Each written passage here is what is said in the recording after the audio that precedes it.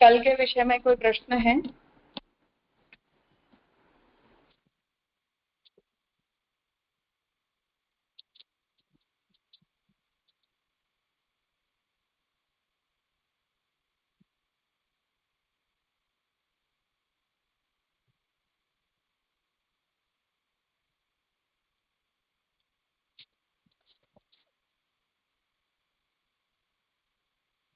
ठीक है। तो कल द्वितीय पाद के तृतीय अध्याय के द्वितीय पाद के 2 सूत्रों का हमने विचार किया था, जहाँ पूर्व पक्षी ये मत उपस्थित कर रहा है कि जो स्वप्न की सृष्टि होती है वो भी सत्य होती है, और क्योंकि बृहदारण्यक उपनिषद के वचनों में ये वचन प्राप्त होते हैं, इसलिए उसका सत्य मानना चाहिए। तो उतना विषय जो है वो हमने कल के 2 सूत्रों से देखा था। अब आज इस तृतीय सूत्र से महाप्रभु जी इस विषय का खंडन करते हुए स्वप्न की सृष्टि को मिथ्या सिद्ध करेंगे।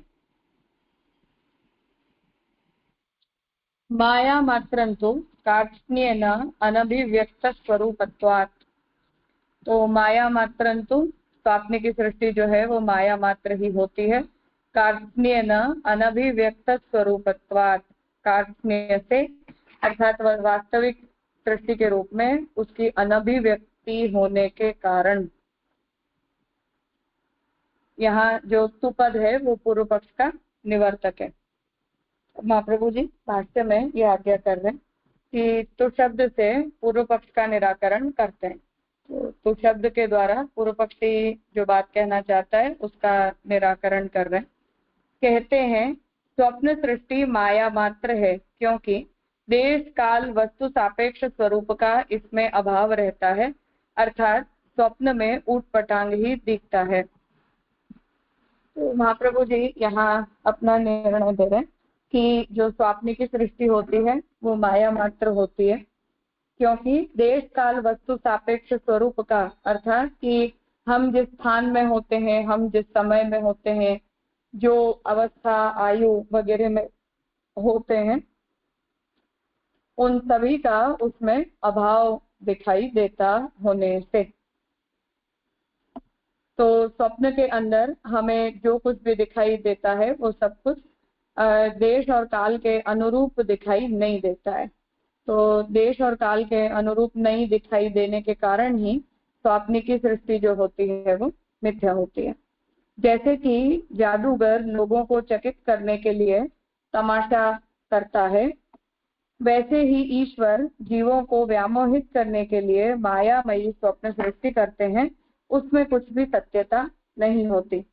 तो उस बात को समझा रहे हैं कि जैसे जो जादूगर होता है वो लोगों को चमत्कृत करने के लिए कुछ चमत्कार दिखाता है, उसी प्रकार से जो ईश्वर होते हैं वो भी, यद्यपि ये बात सच है कि स्वप्न की जो अवस्था है वो ईश्वर निर्मित है, कि हम स्वप्न का अनुभव करते हैं, स्वप्न की अवस्था में इन पदार्थों को देखते हैं, तो स्वप्न में होने वाले अनुभवों की प्रक्रिया का निर्माण तो ईश्वर करते हैं, उसमें कोई संशय नहीं है।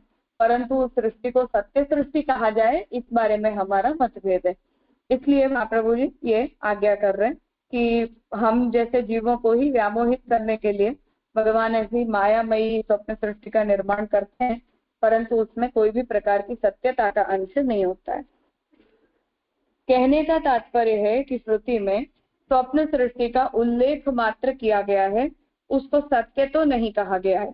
तो जिन बृहदारण्यक उपनिषद के वचनों को उद्धृत करते हुए पूर्व पक्षी ये कहना चाहता है कि बृहदारण्यक उपनिषद ने जो है वो स्वप्न सृष्टि को सत्य कहा है, तो उस विषय में महाप्रभु जी अपना मत रख रहे हैं कि स्वप्न सृष्टि का उल्लेख जो है वो अवश्य ही बृहदारण्यक उपनिषद में किया गया है, परंतु उसकी सत्यता का निरूपण जो है वो नहीं किया गया है। जैसा कि जगत सृष्टि संबंधी यद एतदात्म्यमिदं सर्वं तत्सत्यम आत्मानं स्वयं कुरुत तत्सत्यम इवाचक्षते कथम असतः सज्जायेत इत्यादि हजारों श्रुतियों में उसकी सत्यता का स्पष्ट उल्लेख किया गया है, वैसा स्वप्न सृष्टि को बतलाने वाली श्रुति में नहीं है। तो महाप्रभु जी यहाँ ये आज्ञा कर रहे हैं कि जो ये जगत प्रपंच का निर्माण होता है उसकी सत्यता का वर्णन श्रुतियों में अनेक अनेक स्थानों पर प्राप्त होता है। ऐसा वर्णन स्वप्न सृष्टि की सत्यता को बताने के लिए श्रुति में प्राप्त नहीं होता है। स्वप्न सृष्टि में सत्य के प्रयोजन का भी अभाव है। जैसे कि नट माया से विहार करता है वैसे ही ईश्वर महामाया का ज्ञाता है। तो उसे भी अब आगे बता रहे हैं कि स्वप्न सृष्टि में सत्य का प्रयोजन ही नहीं है। स्वप्न सृष्टि को सत्य बनाने का प्रयोजन क्या, क्यों उसे सत्य सृष्टि के रूप में निर्मित किया जाए, तो उसके प्रयोजन का यहाँ विचार कर रहे हैं कि जो नट है वो माया से विहार करता है वैसे ही ईश्वर महामाया का ज्ञाता है। तो नट का मतलब कि जो अभिनय करने वाला होता है वो अभिनय करने के लिए एक काल्पनिक सिनारियो बनाता है। काल्पनिक मूवी के अंदर जैसा हम देखते हैं कि वो एक पूरा काल्पनिक घटनाक्रम तैयार किया जाता है, काल्पनिक पात्र तैयार किए जाते हैं, काल्पनिक स्थान बनाया जाता है, उस तरह से वो माया में विहार करते हैं। उसी तरह से ईश्वर जो है वो भी महामाया के ज्ञाता हैं, अतः वो माया से स्वप्न सृष्टि का विस्तार करते हैं। तो भगवान भी जो है वो अपनी माया के द्वारा ही उस स्वप्न सृष्टि का निर्माण करवाते हैं, अतः उसे सत्य नहीं कह सकते। इसलिए माया निर्मित जो ये सृष्टि होती है वो काल्पनिक की सृष्टि होती है और उसकी सत्यता का जो निरूपण है वो नहीं किया जा सकता है।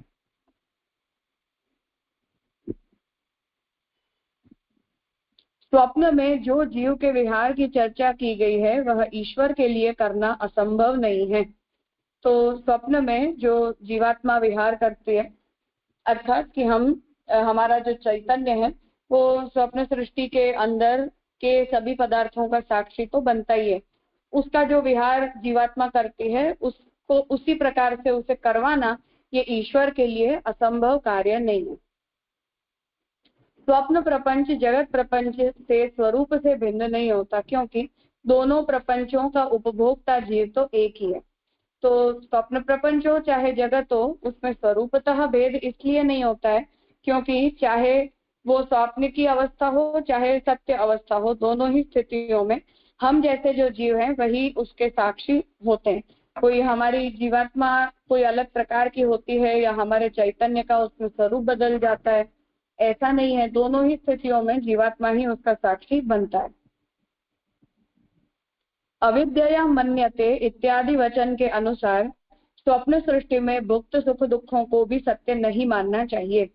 तो अविद्या मन्यते, अविद्या के द्वारा उसे सोचा जाता है। इन वचनों के अनुसार स्वप्न सृष्टि में जो भी हम सुख दुख का भोग करते हैं उन्हें भी हम सत्य नहीं मान सकते। यदि स्वप्न प्रपंच को सत्य मानेंगे तो एतस्य वा एतस्य पुरुषस्य द्वे एव स्थाने भवत् इदंच परलोकन स्थानंच इत्यादि में जो जीव के दो ही स्थान बतलाए गए हैं उससे विरुद्धता होगी।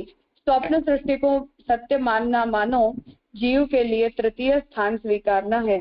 तो महाप्रभु जी और एक तर्क दे रहे हैं कि शास्त्र इस बात को कहता है कि जीवात्मा के लिए केवल दो ही स्थान होते हैं। एक स्थान ये भूमंडल होता है और दूसरा स्थान परलोक मतलब स्वर्ग आदि लोक होते हैं। उसके अतिरिक्त जीवात्मा की स्थिति कोई तीसरे स्थान के ऊपर नहीं होती है। तो उसे महाप्रभु जी बता रहे हैं कि अगर हम स्वप्न सृष्टि को भी सत्य मानते हैं तो उस स्थिति में हमें ये कहना पड़ेगा कि जीवात्मा की स्थिति स्वप्न की सृष्टि के अंदर भी होती है और स्वप्न सृष्टि के अंदर जीवात्मा की स्थिति का यदि हम स्वीकार करते हैं तो जीवात्मा को तृतीय स्थान प्रदान किया गया है ऐसा हमें कहना पड़ेगा। उसके केवल दो ही स्थान हैं, ये शास्त्र वचन इस स्थिति में झूठा हो जाएगा। स्वप्न वर्णन के प्रसंग में आता है कि जीवित ही वह अपने को मृत देखता है। इस प्रकार स्वप्न दृष्टा का अपने को दो रूपों में स्वतः देखना भी विलक्षणता का द्योतक है, जो कि इहलोक परलोक उपभोक्ता के लिए केवल माया मात्र तमाशा ही है। तो जीवात्मा जो है वो स्वप्नावस्था के अंदर स्वयं अपनी मृत्यु को भी देख लेती है। तो हम ऐसा बहुत कुछ देख लेते हैं जो वस्तुतः हो नहीं सकता है। तो हम स्वयं अपनी मृत्यु के साक्षी नहीं होते हैं, हमारे अतिरिक्त जो लोग होते हैं वो हमारी मृत्यु के साक्षी होते हैं। तो उसे यहाँ समझा रहे हैं कि ऐसी स्थिति में ये सारे जो भी अनुभव हम मृत्यु की अवस्था के अंदर करते हैं या मृत्यु की अवस्था को वर्णित करते हुए देखते हैं, ये सारे अनुभव जो हैं वो शास्त्र के वचन से विपरीत हैं। इसलिए इस लोक के प्रपंच का और परलोक की अवस्थाओं का अनुभव करने वाली जो जीवात्मा है उसके लिए स्वप्न सृष्टि में होने वाले जितने भी अनुभव हैं वो माया मात्र ही हैं, ऐसा यहाँ श्री महाप्रभु जी आज्ञा कर रहे हैं। दोनों लोकों की प्रतिच्छाया स्वप्न में रहती है तथा माया से क्रीड़ा होने पर इसमें किसी प्रकार का अनुरोध तो रहता नहीं, इसलिए इसमें सुख भी पर्याप्त मिलता है। तो उस अवस्था का महाप्रभु जी यहाँ वर्णन कर रहे हैं कि दोनों लोकों की प्रतिच्छाया स्वप्न में रहती है। तो जैसे हमारे शरीर का सूर्य के प्रकाश में प्रतिबिंब पड़ता है, अर्थात जमीन में हमारी छाया दिखाई देती है, उसी प्रकार से इस लोक और परलोक की छाया हमें स्वप्न में दिखाई देती है। अर्थात कि हम अपने ही घर परिवार के लोगों को, अपने ही मित्रों को, अपने ही आसपास की स्थितियों को जो है वो हम स्वप्न की अवस्था के अंदर देखते हैं, परंतु उसकी घटनाएं, उसका काल, उसका समय आदि आदि में परिवर्तन आ जाता है। उसी प्रकार से स्वप्न के अंदर हमें स्वर्गलोक, नरकलोक, कभी कभार हमारी सूक्ष्म शरीर या सूक्ष्म चेतना के अंदर जो संचित है, ऐसी हमारे पूर्व जन्म की वासनाएं, पूर्व जन्म के अनुभव, वो सब भी हमें स्वप्न में दिखाई देते हैं। इसलिए उसे यहाँ प्रतिछाया के रूप में बताया जा रहा है कि वो जैसे हमारी छाया पड़ती है, उसी प्रकार से इहलोक और परलोक संबंधी पदार्थों की जो छाया है वो स्वप्नावस्था में पड़ती है और उसका उपभोक्ता जो है वो जीवात्मा बनता है। तो वो छाया होती है परंतु उसमें कोई भी पदार्थ तो उपलब्ध नहीं होते हैं, इसलिए उसमें हमें सुख का भी अनुभव होता है, क्योंकि वो सुख का अनुभव जो स्वप्नावस्था की वस्तुओं को देखकर होता है उसमें उसे वास्तविक बनाने के लिए कोई प्रयत्न करने की आवश्यकता नहीं होती, हम देखते हैं और प्रसन्न हो जाते हैं। इसे ईश्वर निर्मित कहा गया, श्रुति के अतिरिक्त इसका कहीं और तो उल्लेख है नहीं, तथा इसमें ज्योतिष शास्त्र के नियमानुसार दिन रात काल ग्रह नक्षत्र की प्रतिच्छाया भी नहीं है। तो पूर्व पक्षी ने जो अपनी बात को सिद्ध करने के लिए तर्क दिया उसमें केवल श्रुति के वचन को उद्धृत किया है। तो महाप्रभु जी कहते हैं कि आप श्रुति के एक दो वचनों को उद्धृत करते हुए इतनी बड़ी बात कहते हो, परंतु सृष्टि के संबंध में से जुड़े हुए अन्य जितने भी विषय हैं उन सभी विषयों का विचार तो इस बारे में आप नहीं उपस्थित करते। उसे यहाँ बता रहे हैं कि जैसे ज्योतिष शास्त्र है, वो ज्योतिष शास्त्र इस बारे में बहुत कुछ कहता है। तो ज्योतिष शास्त्र के अनुसार जो कोई भी घटना घटित होती है, जो कुछ भी हमारे आसपास होता है, वो दिन में होता है या रात में, या उसके ग्रह नक्षत्र आदि, इन सब की स्थितियों का वर्णन ज्योतिष शास्त्र करता है। परंतु जो ये स्वप्नावस्था में हमें जो भी अनुभव प्रतिछाया के रूप में होते हैं उसके बारे में तो ऐसा कोई भी वर्णन किया नहीं जा सकता, क्योंकि उसमें तो हम रात को देखते हैं तो हमें दिन दिखाई देता है, हम आज की घटना में जी रहे होते हैं तो हमें बर्फ दिखाई देने लगती है, हम एक शहर में होते हैं हमें कोई और ही स्थान की अवस्था का दर्शन होने लग जाता है। तो उसे यहाँ महाप्रभु जी बता रहे कि ऐसा होने के कारण भी केवल या माया मात्र तो है ही, इसलिए इसमें किए गए गुण दोष जीवात्मा से संबद्ध हो ही कैसे सकते हैं। तो इसीलिए इन अवस्थाओं में होने वाले जितने भी अनुभव हैं उनका संबंध जीवात्मा के साथ किया नहीं जा सकता। अब प्रश्न ये होता है कि यदि स्वप्न मिथ्या वस्तु है तो स्वप्न में भोजन आदि करने पर जो प्रायश्चित्त का विधान शास्त्रों में किया गया है उसका क्या तात्पर्य है।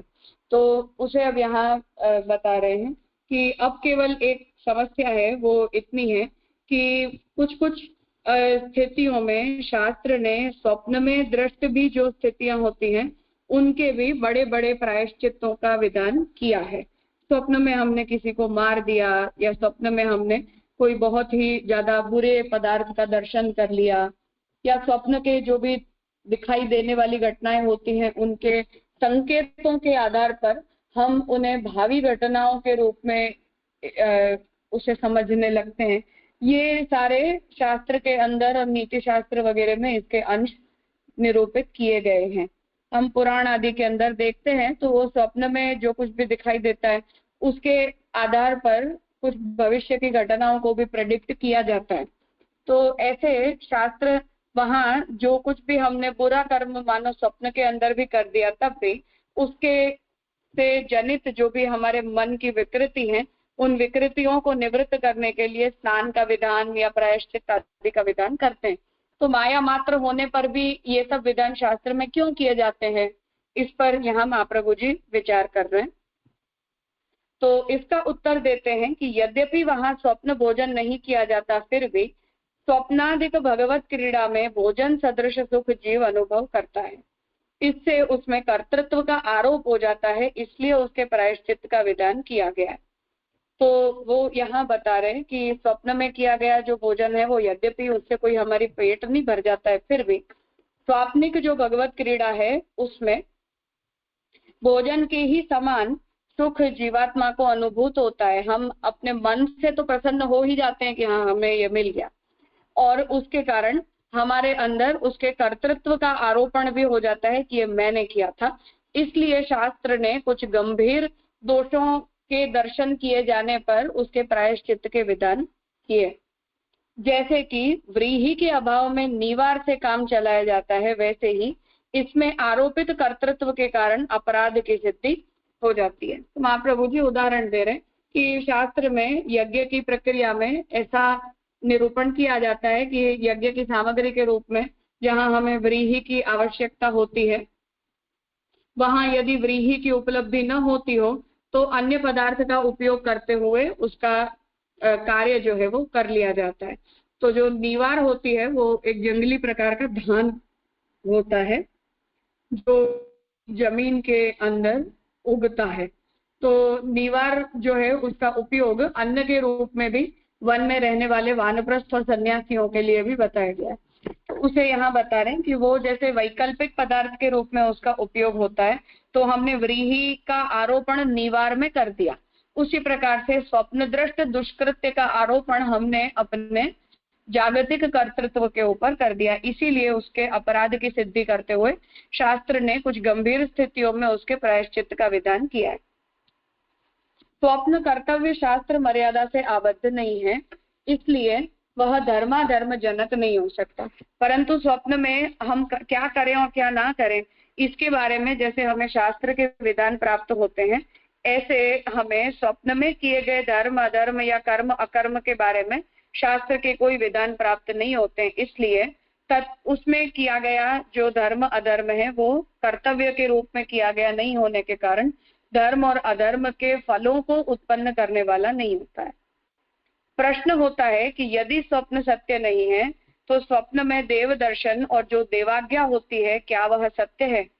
इसका उत्तर देते हैं कि इंद्रादि जीव विशेषों और ब्रह्म दोनों में ऐसा विशिष्ट सामर्थ्य है कि वे स्वप्नादेश करते हैं। समाधि अवस्था की तरह स्वप्न में वे हृदय में प्रविष्ट होकर दर्शन आज्ञा आदि देते हैं। उस समय बुद्धि जागती रहती है, अतः स्वप्न दृष्टा जीव प्रत्यक्ष अनुभव करता है। तो अब जो देवताओं का अनुभव स्वप्नावस्था में होता है उसके ऊपर ये प्रश्न यहाँ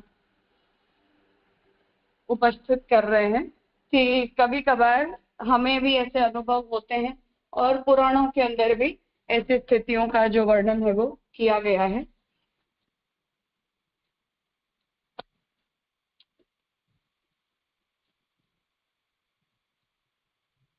कि जहाँ देवताओं ने जो है वो स्वप्नादेश किया हो, तो ऐसे जो स्वप्न होते हैं जिनमें किसी को प्रत्यक्ष भगवद आज्ञा का या अन्य देवताओं के द्वारा दी गई आज्ञाओं का अनुभव होता हो, तो उन्हें भी क्या हमें मिथ्या जानना चाहिए?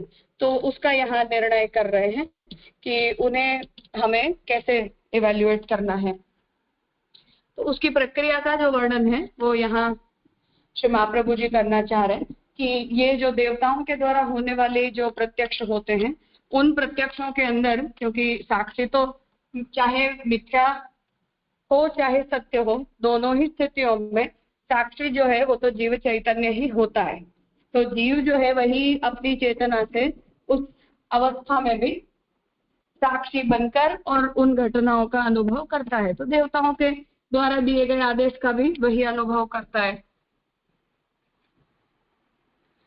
तो उसकी प्रक्रिया यहाँ बता रहे हैं कि जैसे समाधि की अवस्था में देवता जो है या ब्रह्म है वो जीवात्मा के चित्त के अंदर प्रविष्ट होकर उसे अपनी उपस्थिति का अनुभव करवाते हैं, उसी प्रकार स्वप्न की अवस्था में भी हमारे हृदय में प्रविष्ट होकर जो देवता है वो हमें स्वप्न में आदेश देते हैं। उस समय बुद्धि जागती रहती है, अतः स्वप्न दृष्टा जीव प्रत्यक्ष अनुभव करता है। तो हमारी जो बुद्धि है वो तो उस समय जागृत होती है, उसी वजह से हमें उसकी कुछ कुछ स्मृति जो है वो बनी रहती है। तो उसका निर्णय कर रहे हैं कि इसलिए जीव जो है वो उन देवाज्ञाओं का प्रत्यक्ष अनुभव करता है। इस प्रकार की जो अनुभूति होती है वह लौकिक नहीं होती, क्योंकि उनमें इंद्रियों की संलग्नता नहीं रहती, अपितु आत्मज्योति रूप से अलौकिक प्रतीति होती है। तो ये जो हमारे अनुभव होते हैं वो हमारे लौकिक अनुभव अर्थात देवताओं के आज्ञा के विषय में जो हमारे अनुभव होते हैं वो लौकिक अनुभव नहीं होते हैं, क्योंकि उसमें इंद्रियों की संलग्नता नहीं होती, हमारी इंद्रियां उसके साथ जुड़ी हुई नहीं होती हैं। तो वो हमारे कानों ने नहीं सुना है, हमारे आंखों ने उसे उन देवताओं का प्रत्यक्ष नहीं किया है, परंतु वो आंतर प्रत्यक्ष है, मानस प्रत्यक्ष वगैरह जो यौगिक अवस्था में अनुभूत होते हैं, उस प्रकार की ये मानस प्रत्यक्ष की अवस्थाएं हैं। तो इसलिए उन्हें हमें अलौकिक प्रतीति के रूप में समझना चाहिए। जिस समय भगवत आदेश होता है उस समय कभी कभी संवाद भी होता है। तो अजामिल वगैरह के प्रसंग में जैसा हम देखते हैं उसी तरह से अन्य भी गर्भस्तुति वगैरह में हम देखते हैं, या महाप्रभु जी के ही प्राकट्य को लेकर जो हम निरूपण देखते हैं। तो महाप्रभु जी को भी माता पिता को जब वो जंगल में आपको छोड़कर चले गए थे तब स्वप्न में ही आदेश हुआ था। तो इस तरह से कभी कभार संवाद भी होते हैं, हमने भी कुछ कहा होता है, भगवान भी हमसे स्वप्न के अंदर कुछ आज्ञा करते हैं। तो वो जो अवस्थाएं होती हैं वहां आत्मज्योति रूप से वो अलौकिक प्रतीति होती है। वैसे स्वप्न की स्वतंत्र सत्यता का कोई प्रमाण नहीं मिलता, इससे निश्चित होता है कि स्वप्न प्रपंच माया मात्र ही है। तो इसलिए यहाँ महाप्रभु जी ये निर्णय कर रहे हैं कि ये जो एक दो उदाहरण पूर्व पक्षी ने दिए थे उसके अतिरिक्त कहीं भी स्वप्न के सत्यत्व का वर्णन हमें प्राप्त नहीं होता है, इसलिए हमें स्वप्न प्रपंच को माया मात्र ही समझना चाहिए, उसमें सत्यता का कोई अंश नहीं है। ये करते हुए महाप्रभु जी ने यहाँ उस अवस्था का निर्णय दिया। आगे चौथे पांचवें सूत्रों में भी ये विषय चलेगा, पर यहाँ महाप्रभु जी अपना निर्णय दे रहे हैं। अब आगे इस पर और पूर्व पक्ष उत्तर पक्ष जो है वो चलेंगे। इतने विषय में अगर कुछ पूछना है तो हम उसकी चर्चा कर सकते हैं।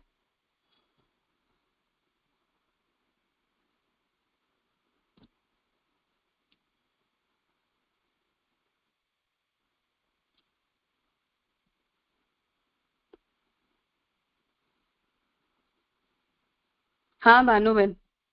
हाँ राजा प्रणाम। અહીં જે કહ્યું ને કે અપિતુ આત્મજ્યોતિ રૂપ से अलौकिक प्रतीति होती है, और અહીં કહ્યું કે માયા માત્ર છે, તો અહીં મને અહીં ન થયું સ્પષ્ટ। માયા માત્ર है એટલે स्वप्न प्रपंच माया मात्र ही है, तो અહીં તો સ્વીકાર્યું કે अलौकिक प्रतीति आत्मज्योति रूप છે स्वप्न। तो जरा समझाओ। वो जिन अवस्थाओं में हमें देवताओं का कोई आदेश प्राप्त होता है या भगवद अनुभव होता है उसे हमें आत्मज्योति रूप अलौकिक प्रतीति कहना चाहिए, उसके अतिरिक्त जो कुछ भी है वो माया मात्र है, ऐसा कहना चाहते हैं। अच्छा, अतिरिक्त मानो क्या? उसके अलावा की जो भी हम हमारी लौकिक पारलौकिक घटनाओं को हम स्वप्न में देखते हैं वो सब। हाँ जी जी जी हाँ हुआ। प्रणाम राजा। भगवद अनुभव जो होता है वो सत्य होता है, उसके अतिरिक्त सब कुछ मिथ्या है। हाँ आई समझ, वो नहीं समझा था, समझाया। हाँ हाँ। भले प्रणाम। क्योंकि ये ऐसे चरित्र जो है वो सर्वत्र मिलते हैं। भगवान बुद्ध के प्राकट्य से पहले भी उनकी माता को ऐसा ही स्वप्न आया था। मार्कंडेय के प्राकट्य से पहले भी उनकी माँ को ऐसे ही स्वप्न में ही पूछा गया था कि आपको अल्पायु वाला ज्ञानी पुत्र चाहिए या लंबी उम्र वाला मूर्ख पुत्र चाहिए। ऐसे ही महावीर स्वामी के जन्म के प्रसंग में भी ऐसा ही आता है, और ठाकुर जी के जन्म के प्रसंग में भी ऐसा ही आता है, रामचंद्र जी के प्राकट्य के विषय में भी आता है। तो जितने भी अवतार पुरुष हैं सर्वत्र स्वप्नादेश ही हुए। तो उन सभी स्वप्नादेशों को अगर हम माया मात्र कह देते हैं तो समस्या हो जाएगी ना, इसलिए।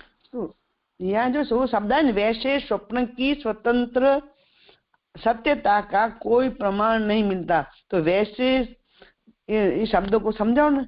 वैसे स्वप्न की स्वतंत्र सत्यता का कोई प्रमाण नहीं मिलता। तो वैसे એટલે कैसे कि जो अतिरिक्त है वो हाँ, मतलब कि ये बृहदारण्यक उपनिषद के जो 2 वचनों को उद्धृत करते हुए पूर्व पक्षी पूरी बात उठा रहा है, उसके अतिरिक्त और कहीं भी ये बात नहीं कही गई है। इसलिए जो बृहदारण्यक श्रुति के जो वचन है उनका कुछ और तात्पर्य है, ये हमें समझना चाहिए। स्वप्न सृष्टि को सत्य कहने में उसका तात्पर्य नहीं है। आपवादिक स्वप्न सृष्टि की जो ये घटनाएं होती हैं उनके सत्यत्व को कहने में उस वचन को प्रमाण मानना चाहिए। हाँ राजा प्रणाम। हाँ प्रणाम। हाँ बेला बेन। महाराज प्रणाम राजा। यहाँ बीच में जो वन आया है ना कि दोनों लोगों की प्रतीच्छाया स्वप्न में रहती है तथा माया से क्रीड़ा होने पर भी इसमें किसी प्रकार का अनुरोध तो रहता नहीं है, इसलिए इसमें सुख भी पर्याप्त मिलता है। ये सुख भी पर्याप्त मिलता है ना, वो थोड़ा समझ में नहीं रहा है राजा।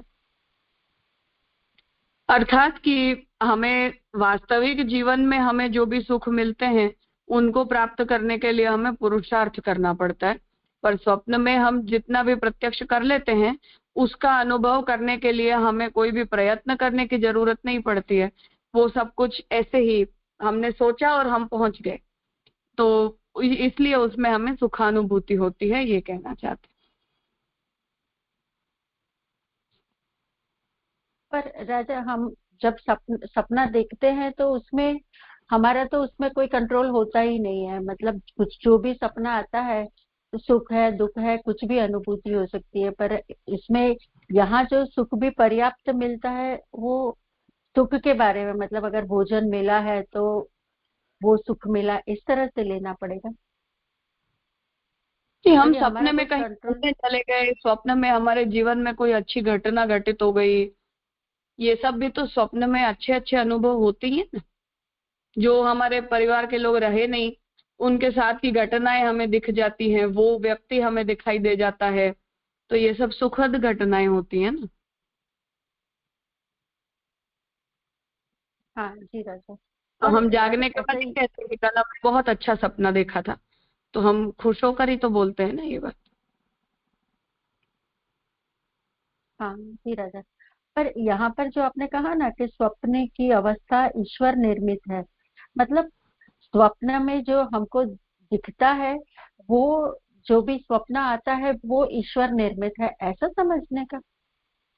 क्योंकि ऐसे हम लोग कभी स्वप्न अर्थात कि जीवात्मा स्वप्नावस्था का अनुभव करेगी, ये प्रक्रिया का निर्माण तो ईश्वर ही करते हैं ना, और कौन करेगा, हम खुद थोड़ी करेंगे। नहीं, मैं ऐसा समझी कि जो सपना आता है वो भी ईश्वर मतलब प्रेरित करते हैं, ऐसा मैं समझी थी, इसलिए मैंने पूछा। नहीं, वो तो ये जो आपवादिक भगवत संबंधी होते हैं उनमें भगवान की प्रेरणा होती है, सर्वदा नहीं, हर सपने में ऐसा नहीं। हाँ हाँ, अब हो गया बराबर। प्रणाम राजा। सुंदर सरस हुआ, प्रणाम। हाँ राजेश भाई। हाँ राजा, दंडवत प्रणाम। राजा यही प्रश्न के थोड़े एक्सटेंशन में था कि एक चीज हुई कि जो ईश्वर प्रेरित मतलब जो भगवद आज्ञा रिलेटेड जो स्वप्न है, तो एक चीज ये हुई कि जो पुराने आपसी ने जो भी बुद्ध महावीर या ठाकुर जी के प्रसंग में जनाया उसको उत्तर देने के लिए महाप्रभु जी ने आज्ञा की कि भगवद आदेश संबंधी है वो कभी वो सत्य रहते हैं, लेकिन वो भी अधिकार विशेष हो जाएगा ना या सब्जेक्टिव हो जाएगा ना। मतलब ये हम सिद्धांत तरीके ले सकते हैं, क्योंकि आज के जमाने में भी किसी को अगर भगवत इच्छा प्रेरित कुछ स्वप्न आया तो मतलब उसको भी हम ऐसे पुष्टि मार्ग या रेफरेंस में पूछ रहा हूँ कि हमको जो विवेक धैर्याश्रय में है कि ठाकुर जी की कुछ आज्ञा आपको ऐसे हो रही है, तो भाव्य भिन्न तो देही का अगर वो है तो ही उसको एक्सेप्ट करनी चाहिए। मतलब उसको थोड़ा प्रैक्टिकल के हिसाब से और सिद्धांत के हिसाब से कैसे समझे। हाँ नहीं, वो तो सही बात है। ये तो इसीलिए विवेक धैर्याश्रम में महाप्रभु जी ने भगवद आज्ञाओं के बारे में धर्माग्र दर्शनम का क्लॉज रखा ही है कि उससे अगर हमें सुख होता हो तो हमें उसे परीक्षार्थ मानना चाहिए, और भगवत सुखार्थ होता हो तो हमें उसे सत्य मानना चाहिए। तो वो तो प्रिकॉशन लेते हुए ही इस बात को हमें समझना पड़ेगा। पर ये तो एज अ घटना हमें उससे किस तरह से समझना चाहिए उतना ही महाप्रभु जी यहाँ बताना चाह रहे।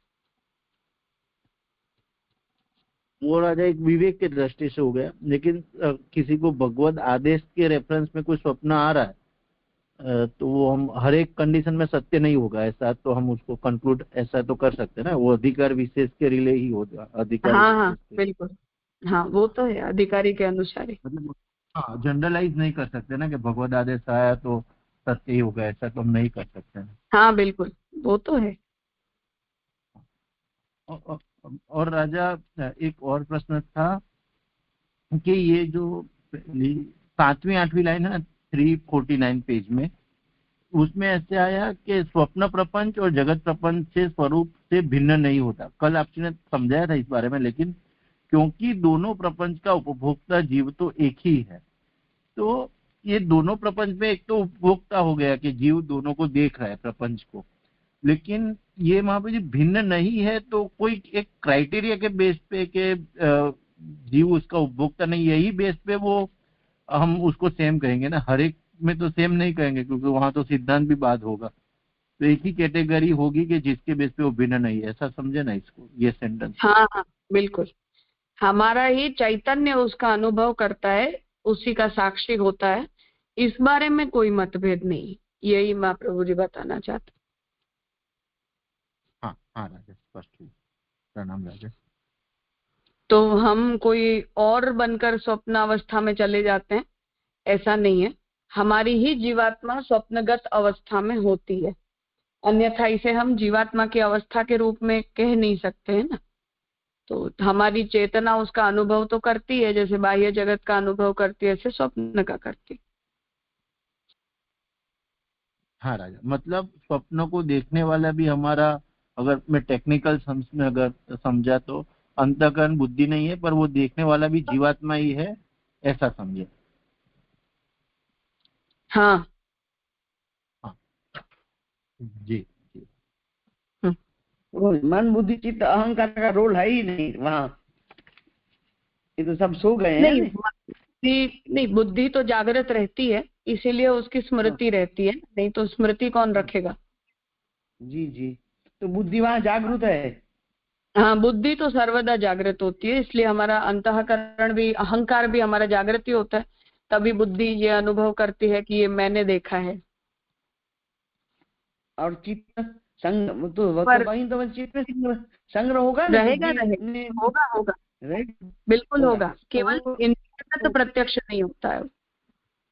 क्या इंद्रियगत प्रत्यक्ष नहीं होता है, मतलब कानों सुना, जीभ से स्वाद लिया, ऐसे नहीं।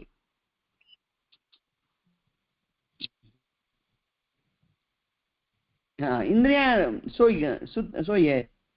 हाँ, इंद्रिय का उसमें कोई रोल नहीं है, इसलिए मन को भी जो अनुभव होता है वो भी इंद्रियों के द्वारा भेजे गए मैसेज से, मन का कोई उसमें प्रत्यक्ष नहीं है, ये बुद्धिगत अंतःकरण का प्रत्यक्ष है, मन और इंद्रिय का प्रत्यक्ष नहीं। सुंदर, अच्छा हुआ। तो राजा जो सुख दुख का अनुभव होता है वो तो मन करता है ना, वो मन का धर्म है ना। हाँ, लेकिन बुद्धि निश्चयात्मिका होती है ना, इसलिए वहां वो कार्य सीधा बुद्धि के द्वारा ही हो जाता है। अच्छा, फिर जो सुख दुख का अनुभव, मतलब जो भी जैसे हम देखे कि स्वप्न में जो हुआ वो अल्टीमेटली होगा मन को ना। हाँ जैसे आपसे आज्ञा की कि सुबह उठ के हमको ऐसा लगा कि भाई अच्छा स्वप्न आया तो मन में आनंद, मतलब आनंद हुआ, तो वो अनुभव तो मन का ही वो रहेगा तो ना बुद्धि में से। मन, लेकिन मन को वहां वो मैसेज इंद्रियां कन्वे नहीं करती है, बुद्धि करती है। हाँ हाँ राजा, ये अच्छा स्पष्ट हुआ। हम्म। तो सरस मतलब सरस हुआ। स्वप्न में इसने देखा जीवात्मा ने, तो बुद्धि के द्वारा मन को मैसेज जाएगा, हाँ सुख जो भी है वो। हाँ, क्योंकि बुद्धि तब उसका प्रत्यक्ष करती है। बाकी तो प्रक्रिया से तो इंद्रियों का मैसेज मन तक जाता है, मन का मैसेज बुद्धि को जाता है, और बुद्धि का मैसेज चित्त को जाता है। ये स्वाभाविक हमारी प्रत्यक्ष की प्रक्रिया होती है। हाँ राजा, ये आज अच्छा स्पष्ट हुआ। तो इसमें रिवर्स प्रोसेस है, बुद्धि के द्वारा मन हाँ को मैसेज जाना। हाँ, वहां बुद्धि जागृत होती है, इसलिए बुद्धि जो है वो सीधा मन को वो अनुभव करवाती है। और कुछ एक्स्ट्रा ऑर्डिनरी है तो वो चित्त में स्टोर होगा, नहीं तो जैसे इंद्रियों का है जो मन मतलब नोट नहीं करता, वो स्टोरेज नहीं होगा फिर। हाँ, वो विस्मृत हो जाता है, हमारी स्मृति भी उसे कलेक्ट नहीं करती, राइट। हाँ राजा, क्या तो क्योंकि वो इसे सीधी देखकर प्रक्रिया। हाँ बोलो भानुबेन।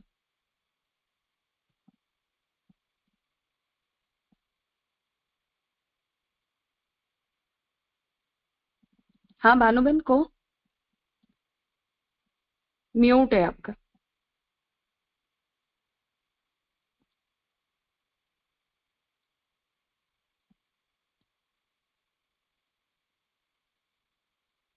સંભળાતું નથી મને।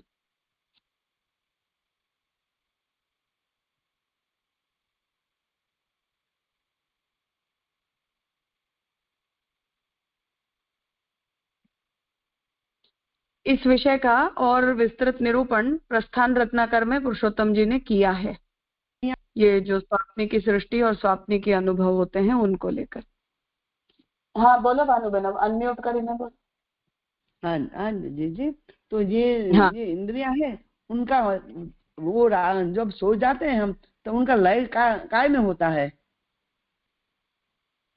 लय नहीं हो जाता है, पर वो सुषुप्ति में चली जाती है, इनएक्टिव हो जाती है। जी अच्छा। हाँ हाँ इतना मन समझ में नहीं आया ना। भले राजा हाँ, क्योंकि प्रणाम। स्थूल शरीर की इंद्रियां कार्य नहीं करती हैं, इसलिए उन स्थूल की इंद्रियों का अनुभव करने वाली जो हमारी सूक्ष्म तन्मात्राएं होती हैं वो भी वहां हमारे शरीर से रिलीज नहीं हो पाती है ना। जैसे मेरी आंखें बंद है, तो अब मेरी आंखें अगर बंद है तो हमारी जो रूप तन्मात्रा होती है वो हमारी आंखों में से निकलकर और सामने रखी हुई वस्तु तक जाती है, फिर उस वस्तु से टकरा के और वो रूप तन्मात्रा लौट कर हमारी आंखों में आती है, और फिर वो हमारी आंखों से मन को ये मैसेज पहुंचाती है कि मैंने इस आकार में इस वस्तु को देखा। फिर मन को जब वो मैसेज मिलता है तो बुद्धि अगर उस आकार को पहचानती है तो उससे हमें निश्चय होता है कि हाँ मैंने अपने सामने टेबल को देखा। परंतु बुद्धि अगर उस आकार को पहचानती नहीं है तो हमें प्रत्यक्ष बोध ये होता है कि मैंने कुछ देखा, पर क्या देखा उसका हम निश्चय नहीं कर सकते। तो ये हमारी स्वाभाविक प्रक्रिया होती है प्रत्यक्ष की। पर जब हम सुषुप्त अवस्था में हमारा स्थूल शरीर होता है तो स्थूल हमारी इंद्रियां तन्मात्राओं को रिलीज ही नहीं कर सकती है, तो अगर वो रिलीज ही नहीं हो सकती है तो सामने रखी हुई वस्तुओं तक वो तन्मात्राएं जा नहीं सकती हैं, इसलिए उसका कोई भी मैसेज न इंद्रियों को मिलता है और न इंद्रियों के द्वारा मन को मिलता है। और जो ये स्वप्न की अवस्था होती है उसमें तो प्रत्यक्ष कोई पदार्थ है ही नहीं कि जहां तक हमारी तन्मात्रा जाए या उस वस्तु को ले, तो वो तो पदार्थ ही वहां सामने उपलब्ध नहीं है ना। तो हमारी बुद्धि जो है वो उन स्वप्नावस्थाओं में देखती है स्वप्न को, और स्वप्न में रहते हुए उस प्रतिभास के आधार पर हमारी जो बुद्धि है वही उस आकार को आइडेंटिफाई करती है या उस स्थान को पहचानती है कि ये जो भी घर दिखाई दिया या ये जो भी स्थान मुझे दिखाई दिया ये कहाँ का है या ये क्या है। तो वो बुद्धि ही उसे पहचानती है, आधा पहचानती है आधा नहीं पहचानती है, शुद्ध प्रत्यक्ष नहीं होता है वो। और बुद्धि उस घटनाक्रम के आधार पर हमारे हर मन रोज की बात है स्वप्न। हाँ अच्छा ये तो नित्य की बात है। सपना जैसे आंख बंद हो के सपना शुरू हो जाए। हाँ विज्ञान भी इसीलिए स्वप्न की इन अवस्थाओं के ऊपर बहुत रिसर्च करता है, किया है। अभी तक खैर निर्णय सब कुछ नहीं हो पाया। साइकोलॉजी भी करती है। और यहाँ की जहाँ तक बात हो तो प्रस्थान रत्नाकर के प्रत्यक्ष खंड में पुरुषोत्तम जी ने इसके ऊपर और भी विशद विचार किया है, बहुत किया है कि ये इंद्रियगत प्रत्यक्ष होता कैसे। हाँ प्रस्थान रत्नाकर में है प्रत्यक्ष खंड पहला, उसमें बहुत विस्तृत विचार पुरुषोत्तम जी ने इस बारे में किया है कि इंद्रियगत प्रत्यक्ष कैसा होता है। और वो चर्चा जो पूरी है वो न्याय के साथ की गई है कि उन लोगों ने इसे इस प्रकार के इंद्रियगत प्रत्यक्ष को किस कोटि में रखा है, उसके अगेंस्ट पुरुषोत्तम जी इसका विचार करते हैं। वहां ये जो भगवान का जो प्रत्यक्ष होता है उस पर भी विचार किया गया है कि भगवान प्रातिभाषिक नहीं होते हैं, भगवान सत्य होते हैं, हर स्थिति में सत्य होते हैं। इसलिए स्वाप्न की सत्ता में भी अगर जो प्रत्यक्ष द्रव्य होते हैं पंचमहाभूतों से निर्मित, उनमें सत असत और मिथ्यात्व की कोटियां होती हैं, परंतु भगवान स्वरूपतः कभी भी सत असत और मिथ्या नहीं हो सकते हैं। इसलिए हमारी स्वाप्न की जो अवस्था है वो जीवात्मा के लिए प्रतिभास हो सकती है, क्योंकि इसमें हमें जगत में सापेक्ष पदार्थ की उपलब्धि नहीं होती है। परंतु भगवान के प्रत्यक्ष को लेकर ऐसा नहीं कहा जा सकता, क्योंकि भगवान की सत्ता सर्वत्र सर्वदा होती है, देश काल निरपेक्ष। ऐसा करके पुरुषोत्तम जी ने भी बहुत विस्तृत विचार वहां किया है इस बारे में। राजा एक और डाउट था, मतलब राजा कई बार हम ये सुनते हैं कि जो मतलब आत्मा या जीवात्मा चिदंश है उसको इंद्रिय की आवश्यकता है जिसके कारण वो सब कार्य। हाँ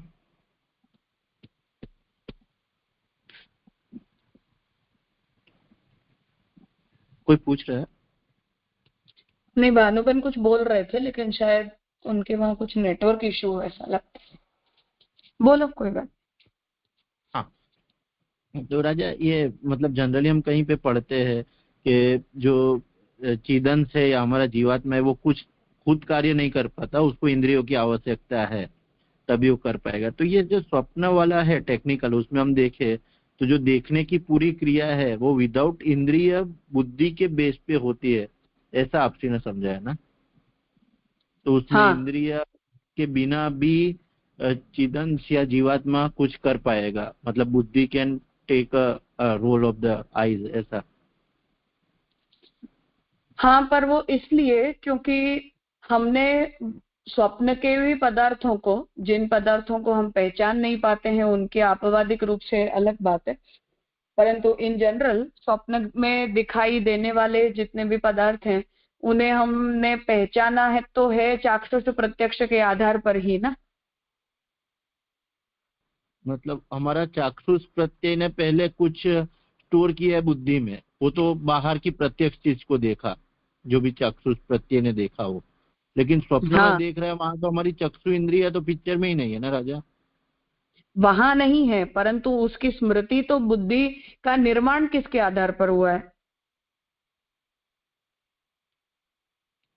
अच्छा तो जो हमारे पास इनपुट गया है वो कुछ जो हमारी बुद्धि में वो चक्षु इंद्रिय के द्वारा गया है, और हम वेरीफाई कर रहे हैं वो बुद्धि में जो भी हमारा डेटा स्टोर है उसको हम बुद्धि के थ्रू ही वेरीफाई कर रहे हैं, ऐसा हो?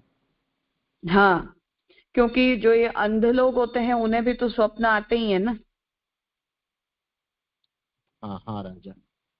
तो अंध जो होते हैं वो ऐसा थोड़ी है कि वो कभी स्वप्न नहीं देखते हैं, तो उन्हें शब्द प्रत्यक्ष होता है, सुन के उनका प्रत्यक्ष बोध होता है, पूर्व जन्म के संस्कारों से जन्य प्रत्यक्ष बोध उनका होता है।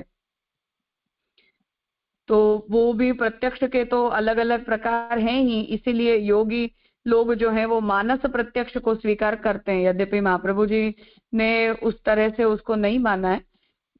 प्रस्थान रत्नाकर में पुरुषोत्तम जी ने उस बारे में अपना मत भेद प्रकट किया है, परंतु योग की प्रक्रिया में मानस प्रत्यक्ष का भी क्लॉज होता है कि हमें समाधि की अवस्था में जो जीवात्मा के चैतन्य का अनुभव होता है वो कैसा प्रत्यक्ष होता है, क्योंकि जीवात्मा इंद्रिय से प्रत्यक्ष योग्य पदार्थ तो है नहीं, तो वहाँ योग मार्ग उसे मानस प्रत्यक्ष कहता है कि वो जीवात्मा का जो प्रत्यक्ष सविकल्पक समाधि की अवस्था में होता है उसे मानस प्रत्यक्ष कहा जाता है।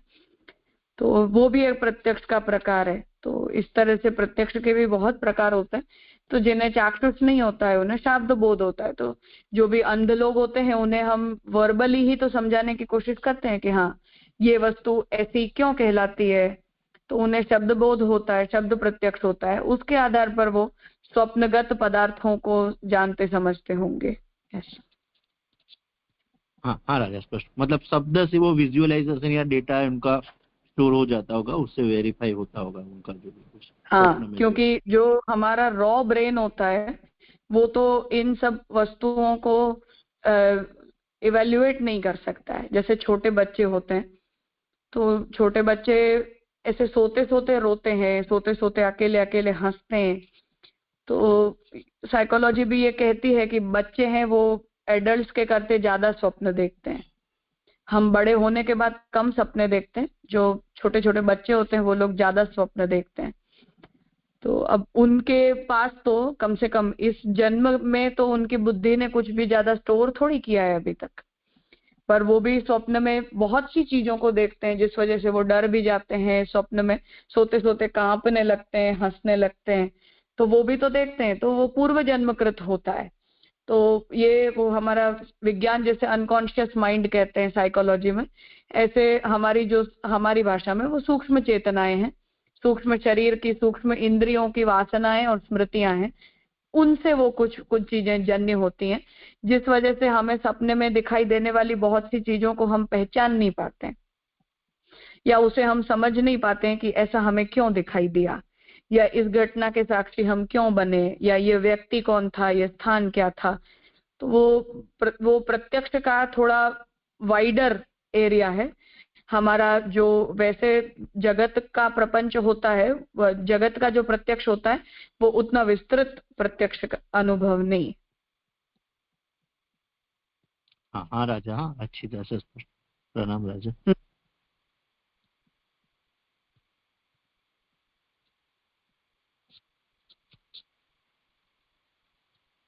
हाँ नीलेश भाई।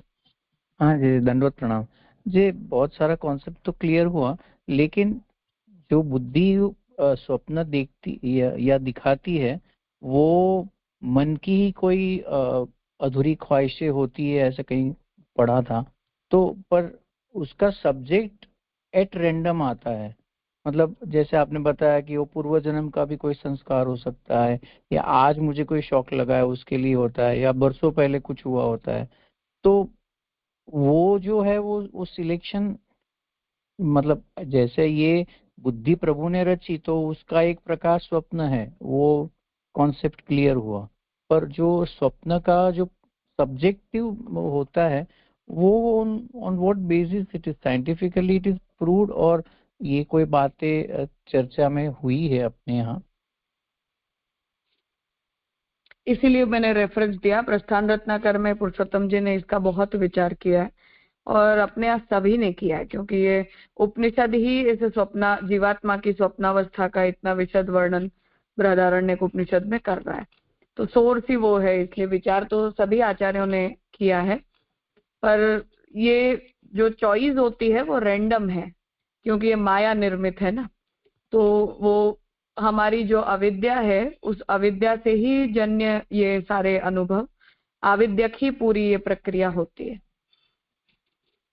इसलिए हमने जैसे अपने आसपास की अहंता ममता के एक दायरे को आइडेंटिफाई कर लिया है, और उसके आधार पर हम अपने एक स्वतंत्र संसार को रच देते हैं। ये जो हमारा जगत और प्रपंच में संसार बुद्धि करने का जो सिद्धांत है, उसी के समान ये स्वाप्निक की सृष्टि भी ऐसी अहंता ममतात्मिका आविद्यक सृष्टि ही होती है, और उसमें जो भी घटनाओं का हम प्रत्यक्ष करते हैं वो ऐसे मिसमैच्ड होते हैं, प्लान्ड नहीं होते हैं, अदर देन जो ये कुछ रैंडम ऐसे जो एग्जाम्पल्स हैं उनको छोड़कर। जहाँ कुछ ईश्वर इच्छा से कुछ स्वप्न प्रत्यक्ष होते हैं वो अलग बात है, पर उसके अतिरिक्त ऐसा उसमें कोई अंश नहीं होता है। और जैसे वो जो आता है कोई किसी को पूर्व जन्म का कोई ख्याल मतलब सपना आते रहते हैं या ऐसे कुछ एक पर्टिकुलर सीक्वेंस में ही चलते हैं, कोई ऐसे ऐसे घटनाएं आती रहती है पर्टिकुलरली। वो देवेश मेहता करके हैं वो जो लिखते हैं, तो he is writing with the authenticity of it and proved one. तो वो जो पूर्व जन्म की घटनाएं होती है वो क्या इतना उनका संस्कार इम्प्रेस्ड होता है तो वो लगातार आना हो सकता है? यद्यपि ये प्रूव्ड भी है और अनप्रूव्ड भी है, दोनों ही तरह से कह सकते हैं हम।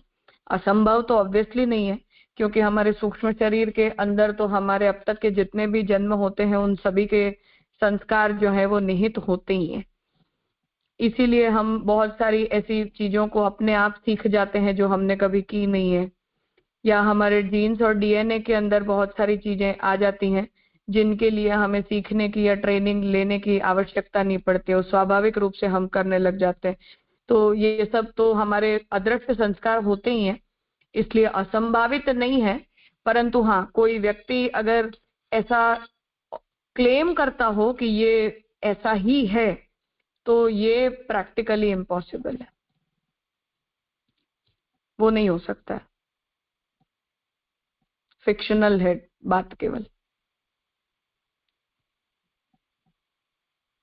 जी जी जी। क्योंकि ये जड़ भरत जी और अजामिल वगैरह के जैसे जो ऐसे आपवादिक केसेस होते हैं, वहीं पूर्व जन्म की स्मृतियों को जो है वो इतना स्ट्रांगली स्टोर किया जाता है। वो केवल मोक्षोपकारी होने के लिए, या जो बहुत उत्तम योगी और साधक होते हैं, जो लोग एक जन्म में अपनी साधना को पूरी नहीं कर पाते हैं और उन्हें अब आगे के जन्म में अपनी साधना को पूरी करनी होती है, उन लोगों के भी चित्त में इसके स्मृति और इसके संस्कार बने रहते हैं। परंतु जो सामान्य लोग होते हैं, उन लोगों को ये कोई ये कहे कि हाँ ये 100% ये ऐसा ही है, तो वो नहीं है पॉसिबल। हाँ, आज दोपहर को ही आया था सुबोधिनी में कि मतलब योगी जो होते हैं वो पर्टिकुलरली हर एक जन्म में देह देश और काल के हिसाब से वो काया को भी एडॉप्ट करते हैं और प्रभु की अलग अलग अलग जो दर्शन है वो करना चाहते हैं। तो उनके यहाँ उनके संस्कार इतने स्ट्रोंग हो जाते हैं, ऐसा हो गया ना आप जो कह रहे हैं वैसे। हाँ हाँ, वो तो होता ही है, इसीलिए वो योग की सिद्धियों का जो वर्णन है वो उसी हेतु से किया जाता है। तो योगियों के लिए तो ये है ही, जो सांख्य मार्गी, योग मार्गी, ज्ञान मार्गी, कर्म मार्गी, सभी के लिए ऐसा होता है। पर कोई सामान्य जनता, हमें हाँ ये हम उसका अंदाजा लगा सकते हैं कि संभवतः ऐसा होगा, पर उस बारे में कोई व्यक्ति ये दावा करे कि ये कंफर्मेशन इस बारे में मैं देता हूँ, वो नहीं है संभव। जी जी, प्रणाम। ठीक है, तो यहाँ तृतीय सूत्र संपन्न होता है, आज यहाँ रखते हैं। चतुर्थ सूत्र में अभी इस विषय को, और श्री महाप्रभु जी ये पूरे 11 सूत्रों तक यही विषय चलाएंगे स्वप्नावस्था का ही, तो आगे उसकी और चर्चा होगी। प्रणाम जी।